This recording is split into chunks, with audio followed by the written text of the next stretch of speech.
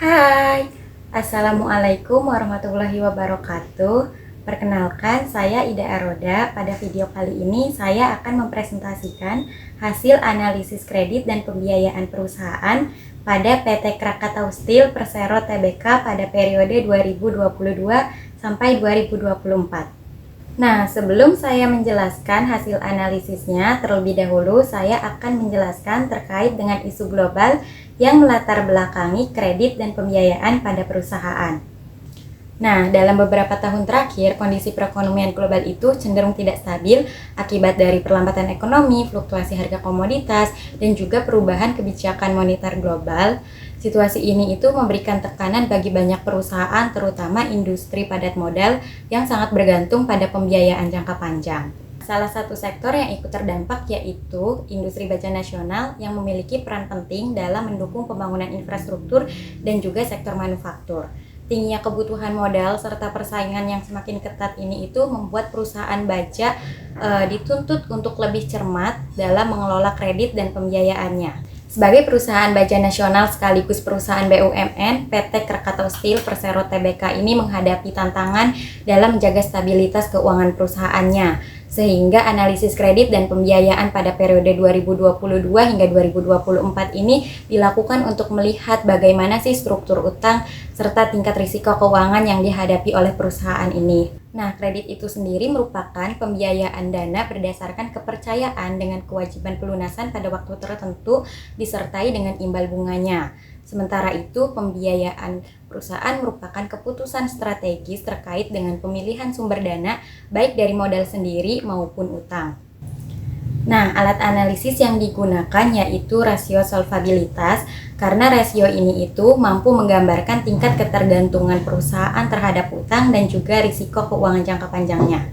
Rasio solvabilitas yang digunakan yaitu debt to equity ratio atau DER dan juga debt to asset ratio atau DAR.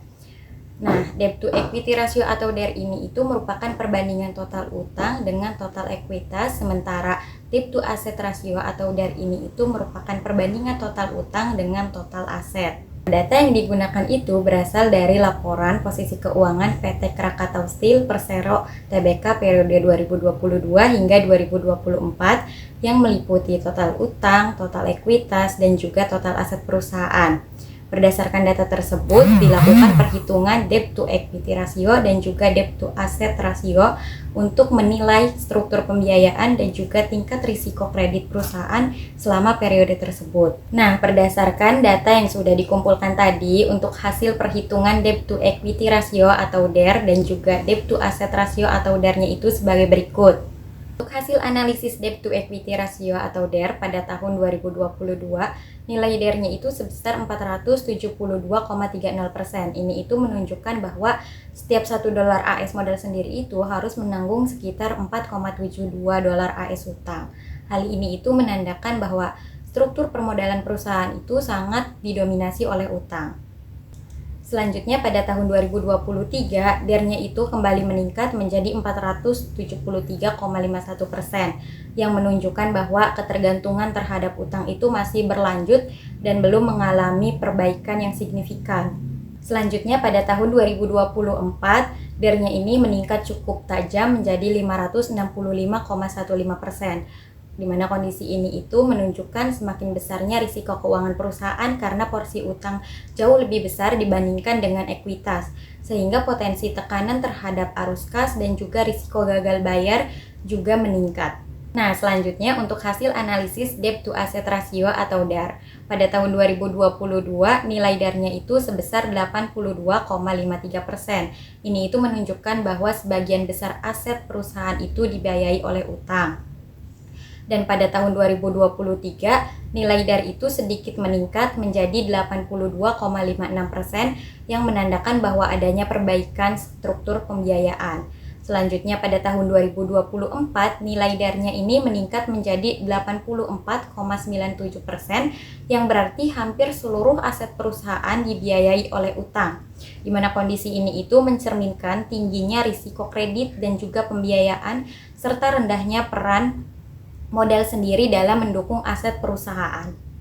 Jadi, berdasarkan hasil analisis tadi, dapat disimpulkan bahwa struktur kredit dan pembiayaan PT Krakatau Steel Persero Tbk periode 2022 hingga 2024 itu sangat didominasi oleh utang, di mana nilai DER yang jauh di atas 100% mengindikasikan tingginya ketergantungan perusahaan terhadap pembiayaan berbasis utang. Sementara nilai DER di atas 80% itu mengindikasikan bahwa sebagian besar aset perusahaan dibiayai oleh utang.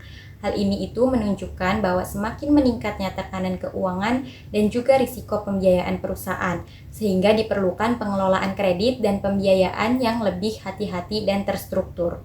Nah, sekian presentasi yang dapat saya sampaikan mengenai analisis kredit dan pembiayaan PT Krakatau Steel Persero Tbk periode 2022 hingga 2024. Atas perhatiannya saya ucapkan terima kasih. Wassalamualaikum warahmatullahi wabarakatuh. Bye-bye.